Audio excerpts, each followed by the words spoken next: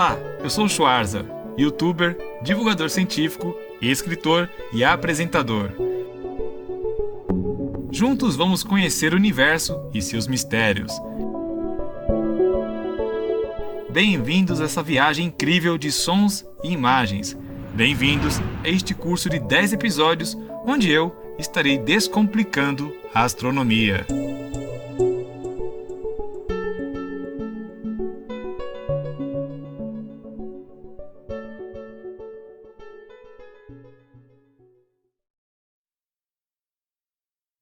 O universo é um lugar de constantes mudanças. Nele, nada dura para sempre. Mas para nós, pequenos humanos, com nossa noção de tempo efêmera em relação ao cosmos, tudo acima de nossas cabeças parecem ser conduzidas pela eternidade. Mas agora, quando falamos em perspectiva cósmica, a ideia de eternidade cai, até mesmo para o Sistema Solar. Antes de falar como ele acabará, seria interessante comentar um pouco como o sistema planetário se formou, não acha? Isso aconteceu há cerca de 4,6 bilhões de anos, isto é, pouco mais de 9 bilhões de anos depois do Big Bang, o evento que deu origem ao universo. E como é que os cientistas fizeram para chegar a essa idade de 4,6 bilhões de anos? A estimativa foi proposta após alguns meteoritos, entre eles o Canyon Diablo, serem submetidos à datação por radiocarbono. Os cientistas acreditam que tanto o Sol quanto o próprio Sistema Solar se formaram mais ou menos na mesma época, a partir de uma imensa nuvem de material com muitos e muitos anos-luz de extensão. A ideia de que o Sistema Solar se formou a partir de uma gigantesca concentração de poeira e gás estelar é conhecida como hipótese nebular, que não é perfeita, mas ajuda a explicar a estrutura atual do nosso sistema planetário. Essa hipótese propõe que algo, como uma supernova, por exemplo, levou o material presente na nuvem a formar aglomerações que, por sua vez, foram se tornando gradualmente mais densas.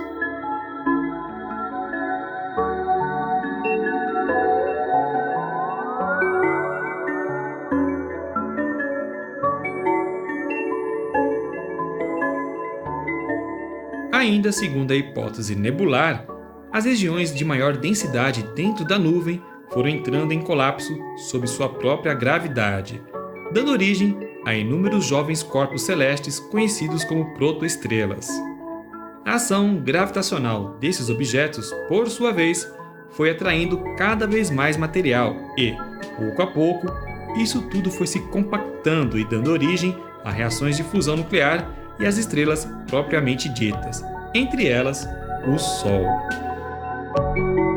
Depois que as reações nucleares começaram, o Sol, recém-nascido, teria começado a expelir ventos estelares que, além de ajudar a limpar uma grande área ao seu redor, levaram à formação de um disco de material chamado disco protoplanetário, que ficou orbitando ao redor da estrela.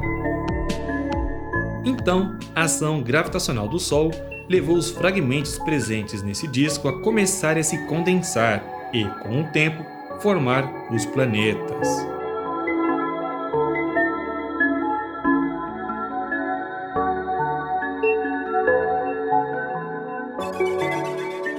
Os planetas do Sistema Solar se formaram gradualmente, a partir da aglomeração de partículas de matéria presentes no disco protoplanetário, que foram se condensando e se agrupando, formando pequenos objetos.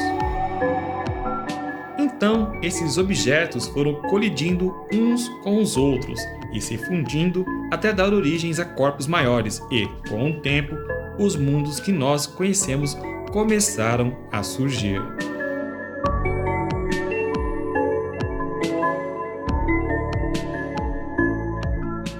Segundo as estimativas, o processo de formação dos planetas levou cerca de 100 milhões de anos, o que, em termos astronômicos, seria equivalente a um piscar de olhos.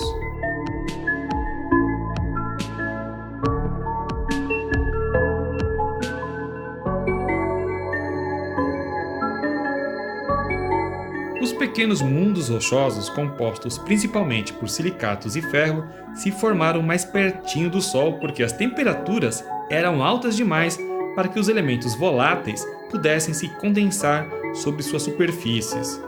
Portanto, é por essa razão que Mercúrio, Vênus, Terra e Marte se encontram mais próximos da nossa estrela. Os gigantes gasosos, por outro lado, se formaram em regiões mais distantes do Sol, onde as temperaturas são baixas o suficiente para que os compostos voláteis pudessem se condensar. Esses planetões são, como você aprendeu aqui, Júpiter, Saturno, Urano e Netuno. E atualmente se encontram nas órbitas mais externas do Sistema Solar. Além dos planetas, temos 2 cinturões de asteroides. Um se encontra entre Marte e Júpiter, cuja formação está associada à ação gravitacional do gigante gasoso.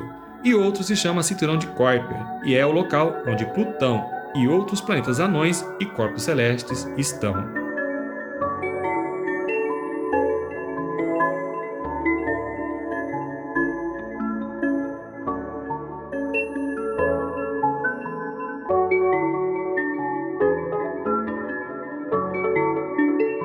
Mais além, temos a nuvem de Oort, um imenso disco composto principalmente por amônia, gelo e metano, e que teria se originado quando o Sistema Solar se encontrava nos primeiros estágios de sua formação.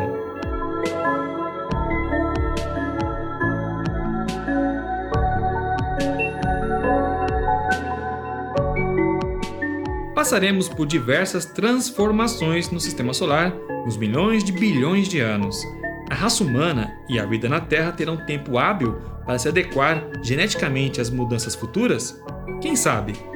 É muito difícil fazer qualquer previsão, pois a raça humana está aqui há pouquíssimo tempo se comparado à idade do Sistema Solar. E já passamos bem perto de nos autodestruir.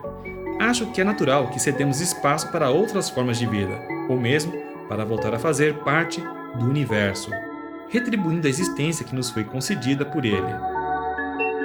Talvez a raça humana poderá, um dia, criar meios de sair da Terra e explorar outros cantos do Sistema Solar. Mas para que isso se torne uma realidade, primeiro precisamos entender nossos limites e nossas diferenças. Se a humanidade não se enxergar como uma força única, capaz de realizar coisas incríveis, ficaremos aqui esperando o nosso fim.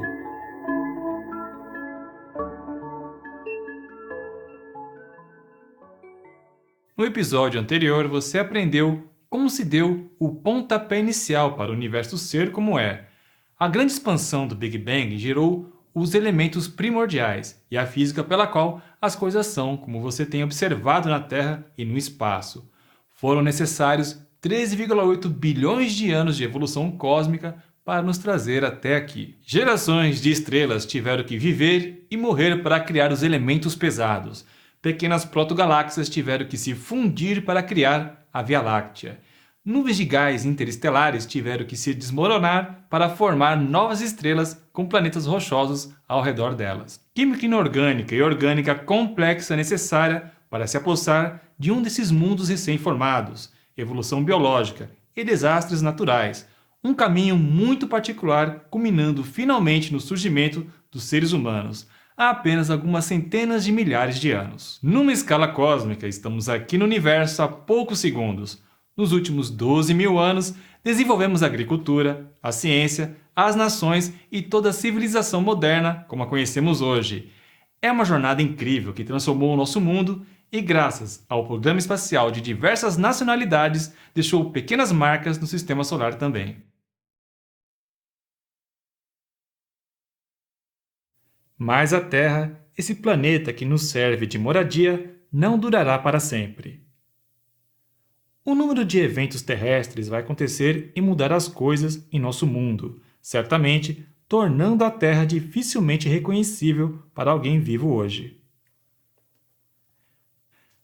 Após cerca de 60 mil anos, o Sol e as estrelas terão se movido o suficiente para que as constelações atuais sejam embaralhadas e muito diferentes de como as vemos hoje.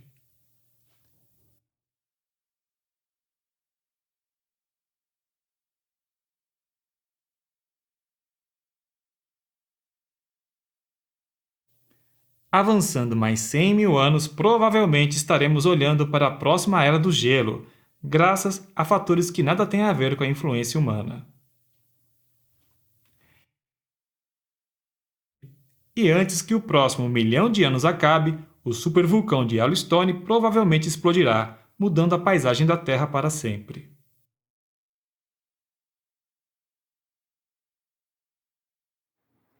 Mas isso é insignificante se comparado ao que o universo tem reservado para nós. Por exemplo, daqui a aproximadamente 4 bilhões de anos, a galáxia de Andrômeda e possivelmente a Triângulo, uma galáxia menor, se fundirá com a nossa Via Láctea, causando uma mudança espetacular na estrutura da nossa galáxia e no céu noturno em geral. Atualmente ela se encontra a 2,5 milhões de anos-luz de distância, mas avançando em nossa direção a 43 km por segundo. Nossas melhores simulações indicam que a primeira colisão e explosão de formação de estrelas acontecerá em 3,8 bilhões de anos e que a fusão será concluída após 5,5 bilhões de anos. A gravitação fará com que todo o grupo local acabe se fundindo conosco, formando uma gigantesca galáxia elíptica, a Lacta Andrômeda, da qual o Sistema Solar ainda fará parte.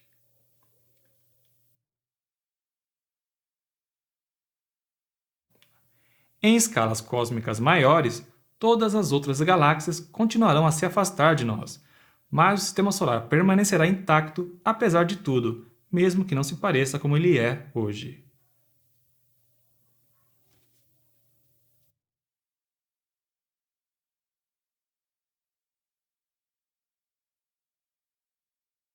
O Sol continuará a aquecer enquanto envelhece,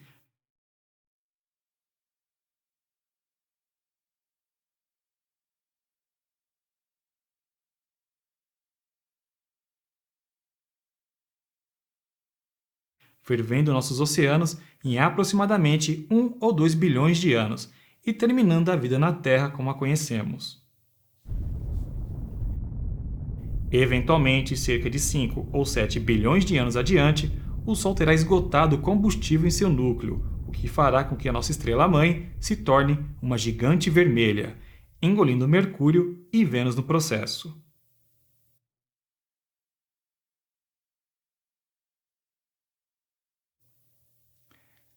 Devido aos detalhes da evolução estelar, o sistema Terra e Lua provavelmente será empurrado para fora e será poupado do destino ardente de nossos vizinhos internos. Mas isso não quer dizer que a Terra terá um destino favorável. Pelo menos Vênus e Mercúrio terão um final relativamente rápido.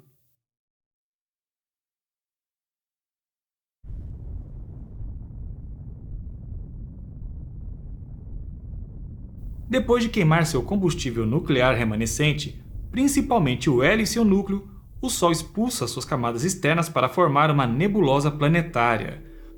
E o núcleo de nossa estrela se contrairá para se tornar uma anã branca. Este é o destino final de quase todas as estrelas do nosso universo. Mas os planetas ainda estarão aqui, orbitando nosso remanescente estelar frio e obscuro. E esse processo será concluído em torno de 9,5 bilhões de anos a partir de hoje.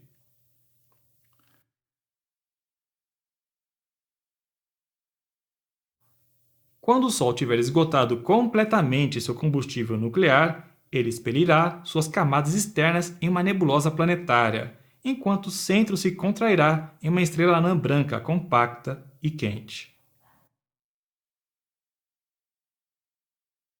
O nome nebulosa planetária pode fazer parecer que o Sol se tornará algum tipo de planeta ou algo assim. O que acontece é que, ao serem observadas pela primeira vez, algumas nebulosas foram confundidas com planetas. Posteriormente, observou-se que esses objetos eram nuvens cósmicas que emitiam energia a partir da explosão de uma estrela central. As nebulosas planetárias representam o estágio final da vida de uma estrela.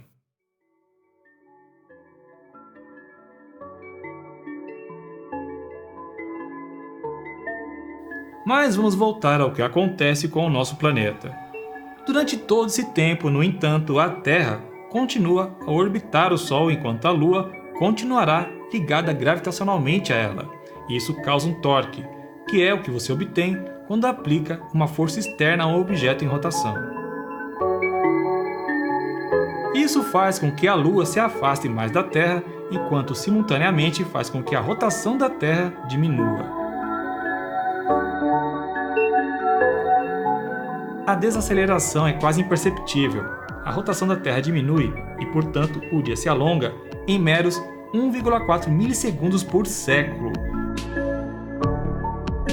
Mas temos tempo. Após cerca de 50 bilhões de anos, o período orbital da Lua será de mais de 47 dias, comparado aos 27,3 dias atuais, e nosso dia de 24 horas terá aumentado. Serão necessários 47 dias para fazer apenas um dia no dia da Terra de 50 bilhões de anos no futuro. Um improvável cidadão desse futuro não poderá reclamar de falta de tempo. Neste ponto, a Lua e a Terra estarão com a sua órbita trancada, e a Lua irá parar de se afastar do nosso planeta.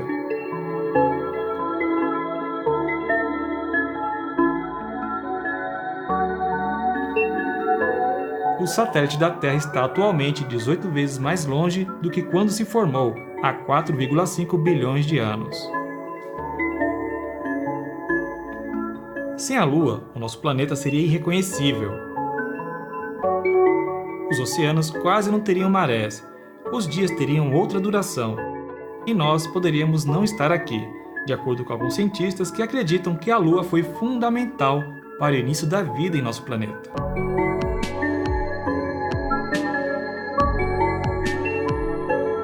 Todas as estrelas na sequência principal, como o Sol, terão sua fase de gigante.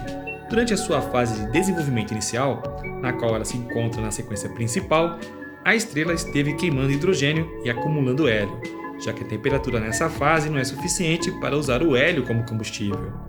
Uma gigante vermelha é uma estrela enorme que não faz parte da sequência principal e, pela classificação estelar, é uma estrela entre as classes K e M. Exemplos incluem Aldebaran e Arcturus. Uma estrela que está na sequência principal, assim como o Sol, é Tau 7, que é visível ao olho nu daqui da Terra. A estrela Tau 7 era conhecida na comunidade científica há muitos anos. Acreditava-se que brilhasse solitária na noite. Posteriormente, porém, foi revelado a descoberta de 5 planetas em sua órbita, um deles situado em uma zona habitável.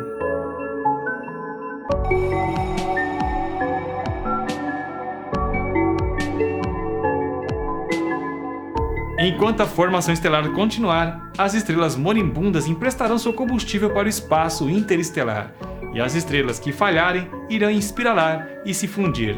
A quantidade de material para fazer estrelas é finita. Mesmo as estrelas de vida mais longa durarão apenas cerca de 100 trilhões de anos.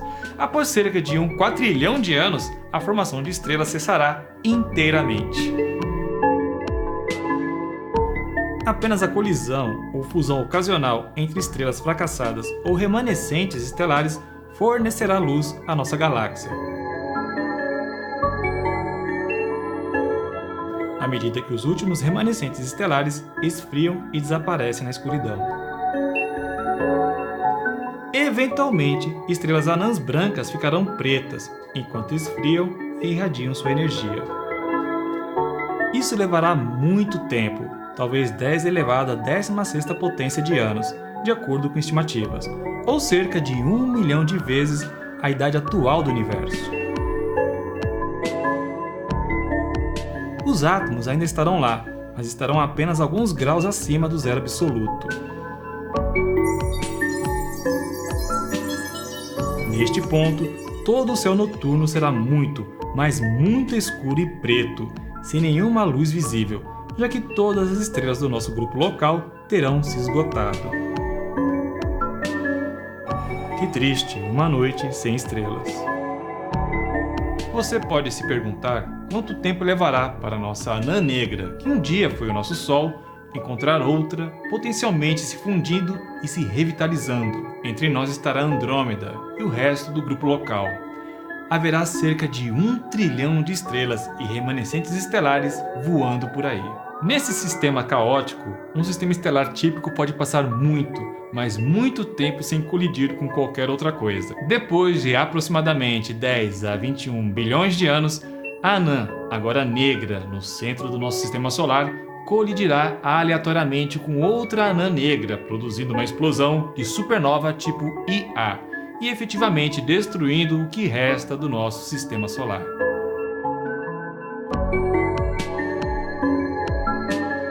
Esse será o destino final de muitas estrelas em nosso grupo local, mas não todas.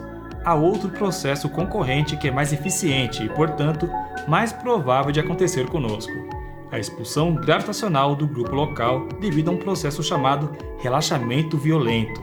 Um nome de extremos, não acham? Quando há múltiplos corpos numa órbita gravitacionalmente caótica, às vezes um deles é ejetado, deixando o resto ainda mais estreitamente ligado. Isto é o que acontece nos aglomerados globulares ao longo do tempo, e explica por que eles são tão compactos e também por que existem tantos retardatários azuis, ou estrelas mais antigas que se fundiram no núcleo dessas relíquias. A ejeção gravitacional é cerca de 100 vezes mais provável do que uma fusão aleatória, o que significa que nossa estrela e os demais planetas serão provavelmente ejetados no abismo do espaço, agora vazio, após cerca de 10 a 19 bilhões de anos. Mas mesmo assim, com a Terra orbitando nosso remanescente estelar, com nada mais ao redor, as coisas não durarão para sempre. Escutem o que eu digo, nada é para sempre.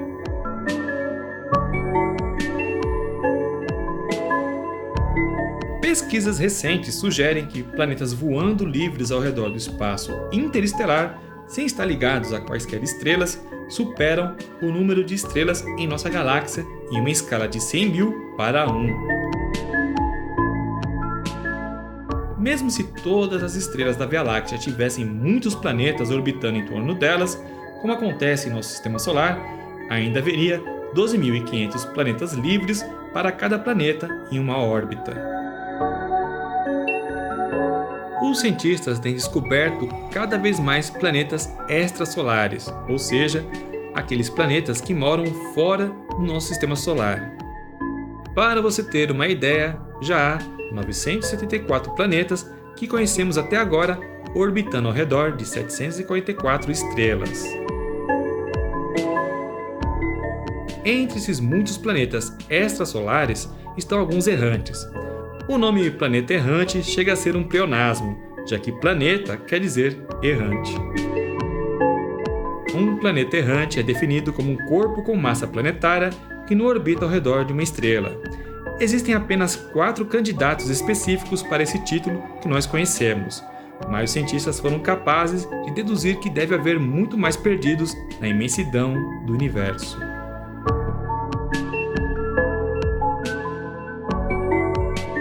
Cada órbita, até mesmo órbitas gravitacionais na relatividade geral, decairá muito, muito lentamente ao longo do tempo. Pode levar um tempo excepcionalmente longo, cerca de 10 elevado a 150 anos.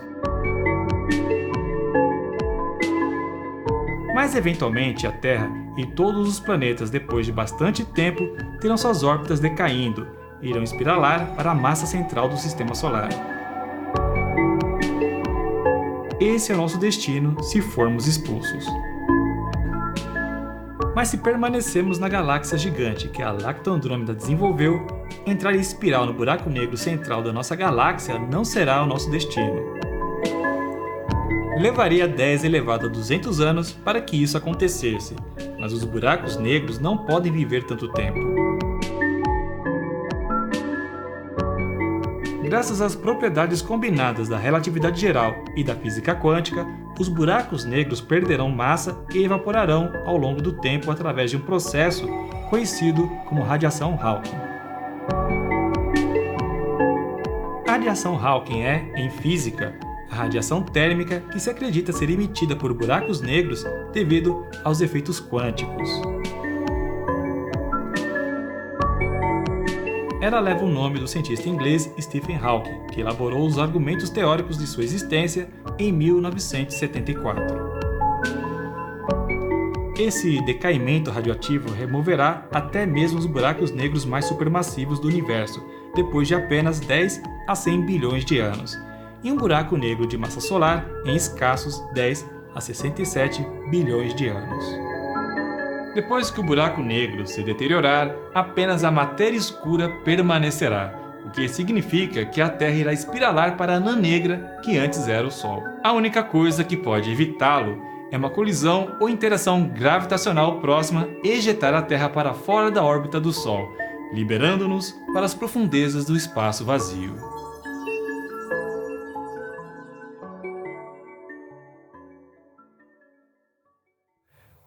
O universo funciona em ciclos, e não importa quantas vezes o nosso mundo termine em fogo, o nosso destino final é congelar em um universo frio e vazio.